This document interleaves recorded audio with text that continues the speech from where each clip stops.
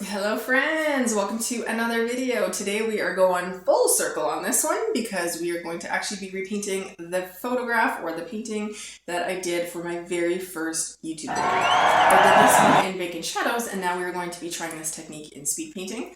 So because this is actually probably going to be one of my last few videos of 2022 on my YouTube channel, it has me doing a lot of reflecting. It's the end of the year, taking stock of how this year went and how I did on my goals this year, but as well as like now reflecting on my YouTube journey because this was the very first video that I ever posted up and now I'm repainting this painting in a whole new technique. It's all coming full circle. So kind of a fun video, a little bit of a reflection this video, so let's get into it.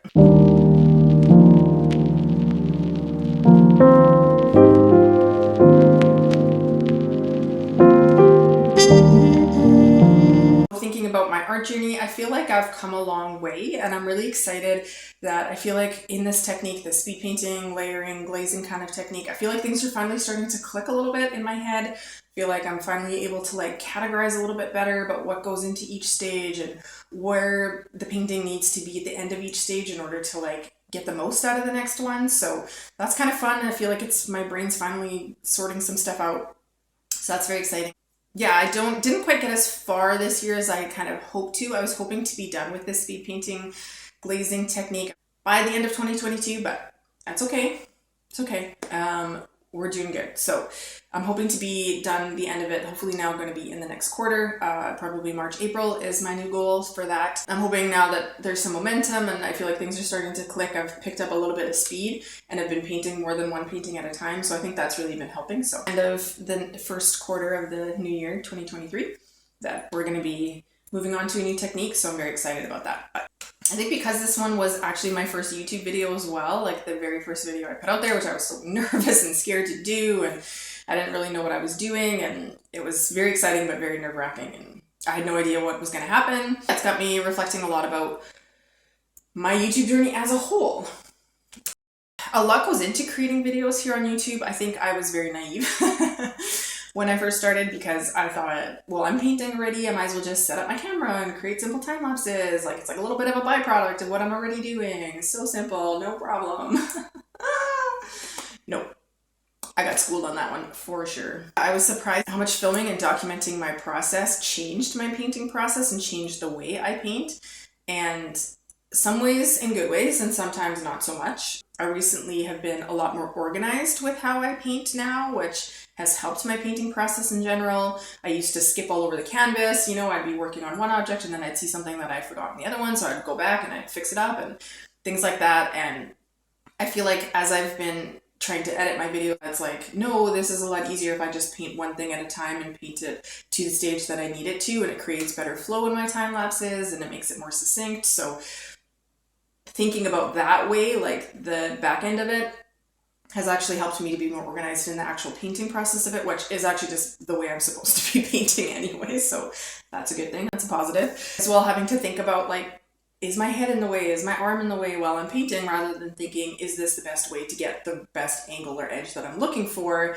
Rather it's, is my head blocking the shot, or is my battery about to run out, or do I need to switch over my card, or things like that have added a lot more thinking to the process, whereas before I could fully sit down and focus and think about what I was learning. And I feel like, especially at the start, filming my process of painting really didn't do good things for my quality. I was also starting in a new technique, but at the same time, having to think about all these other things while I was sitting down painting, rather than just sitting down and giving that the respect of what do I need to learn, what do I need to focus on, being solely focused on my painting, I now had to think about all these other things and all these other layers that came onto it. And I feel like that in some ways, I feel like it's gotten better recently, but I feel like that was definitely a hurdle that I had to overcome because I was learning a lot of things. I mean, I was learning camera angles and I was learning camera settings and I was learning lighting, and as well as learning a new technique and learning a new way of painting and trying to match color, that it was a lot all at once. So maybe it's because I feel like I'm a little bit further in my journey now with that, as well as a little bit further into my block 6 technique, that I'm feeling a little bit more settled. I think another maybe not so positive aspect is trying to get paintings done for content rather than to focus on what I was doing and making sure that my quality was 100% before I moved on, because sometimes it was like, I need to put out a video this week, quick, we gotta do this painting. And sometimes I didn't always give the paintings the respect that they deserved. And so I do regret that a little bit.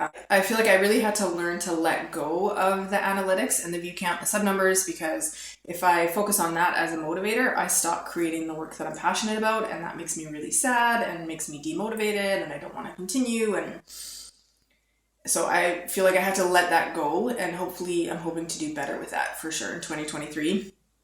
I learned that I really enjoyed editing, which that one kind of surprised me. I did not think that I would like editing. I thought that was going to be the worst part of the entire process, but I didn't realize that it has its own room for creativity, and I really love that. I really enjoy that you can spruce things up, you can change things, the mood of a video and just the way that it flows simply by adding different elements. I really love that there's a new avenue for creativity there. I'd always kind of wanted to create a YouTube channel, actually. I think I always felt like maybe I'm a little too old, or that's weird, like, to be a mom on YouTube. That was kind of, I suppose, a hurdle in my own head that I kind of had to get over. The biggest obstacles I find are always the ones I create in my own head. It was kind of something that I had to get over, and I'm really proud of myself that I did, that I decided just to give it a try and see what happens. Like, I felt like nobody was going to watch them at first anyway, so why not? Like, no harm, no foul, right? I'm really hoping in the new year to be able to create content that's more true to myself and to my vision that I originally had when I started this YouTube channel. So I'm really hoping to be able to be brave and step into that a lot more in 2023. So I'm still figuring out all the logistics of how to bring that vision to life, but I am determined to figure it out. I'm determined to figure it out. So even if it doesn't work or it totally fails and nobody watches it and you guys all hate it, at least I can say in myself, I gave it a shot and I stood true to myself and I did something that I have been wanting to do for a long time and I gave it a try. So my word for 2022, which I'd never done that before, I'd never decided I was going to choose a word around the coming up year, but at the end of 2021, I had come across it somewhere, probably on social media or something like that. Someone was talking about their word for 2022 and I thought, well, that's kind of neat. I'd kind of like to do that. So the word that I came up with was uncomfortable. Everything about the global P word at that time made me crave comfort and what was easy, and rightfully so. It was good to have those things during uncertain times. It was good to have comfort, but coming out of that in 2022, I realized it really made my life static and no fun, and kind of made me lose out on some of the new experiences that are so rich with life when we step out of our comfort zone and do something that scares us, do something that's new, or we have to stretch and grow in a new way, or we have to learn new things. Like, there's so much richness that comes with that I was just really craving that. So I wanted my word in 2022 to be uncomfortable and to be okay with that, because I think, for the years before that, that was a negative thing. Uncomfortable was a negative thing, and I wanted to turn that around. So anytime that I felt uncomfortable, I thought, no, this is good. This is what we want for this year. This is what we're looking for. This is what we're working towards. And I do feel that 2022 definitely delivered. It was uncomfortable, 100%.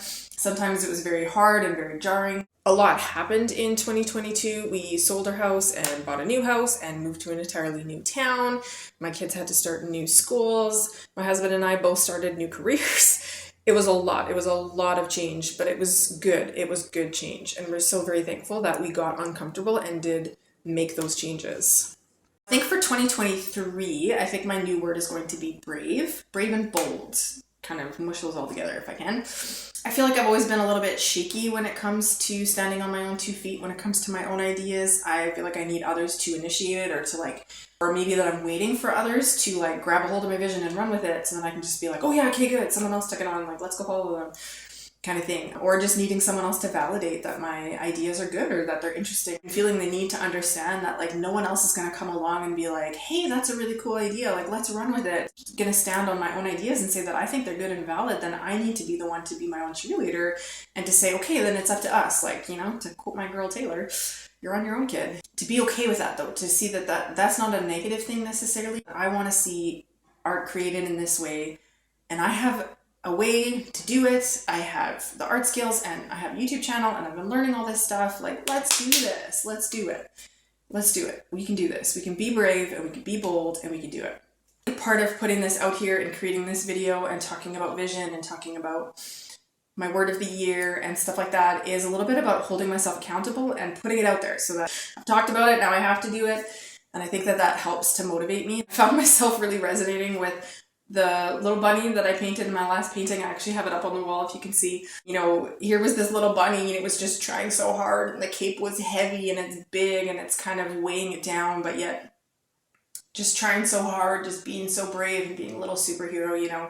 It kind of felt like what I'm hoping to do with myself in 2023, what I'm hoping to do and accomplish, and that like I've got this little vision and I want to do it and I want to see it come to life, but the cloak and the cape feels heavy sometimes and I feel like I'm just trying to be brave, just standing out here just trying to do it. And so I decided to put the bunny painting up on the wall because just to remind myself that it's okay. It's okay if it's heavy, it's okay if it's hard, it's okay if it requires a lot to do it and to be brave, to be vulnerable. This little bunny is my little anthem for the year.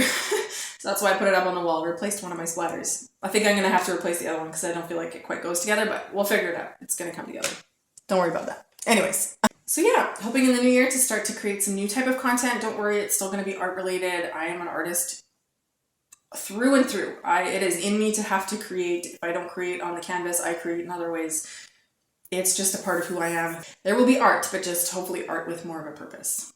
So I'm curious, do you create words for your years? Have you ever done that before? Like I said, 2022 was kind of the first time that I ever done that, but I found it very helpful. Have you ever done that? Are you doing that this year? What is your word? If you're brave enough to share it in the comments below, I'd love to know. I'd love to be able to come beside you and champion you and cheer you on as we try to live out what we want to in 2023 together. And I just wanted to say a big thank you so much for everybody this year who has made comments, who has liked, who has subscribed, who has just been along on this journey and just sent so many words of encouragement. I can't even tell you how much that means to me and how much that has helped motivate me in times where I have honestly wanted to not do this anymore. So I'm just very thankful. Thank you so much. I guess this is just a little bit about what's kind of been going on in my head as I've been repainting this bear and thinking about the end of 2022 and where I'm going and what I'm looking forward to in 2023. This journey has been wild and hard and interesting and surprising in so many ways, and I'm so glad that I got out of my comfort zone in 2022 and decided to just go for it and try some new things, because I really do feel like it enriched my year in huge ways, and I'm very thankful for those experiences and for that growth and for that learning in 2022. So yeah. Thank you so much for watching today's video. Thank you so much for being here, friends. I really do appreciate you, and take care of each other during this holiday season and take care of yourself. Bye now.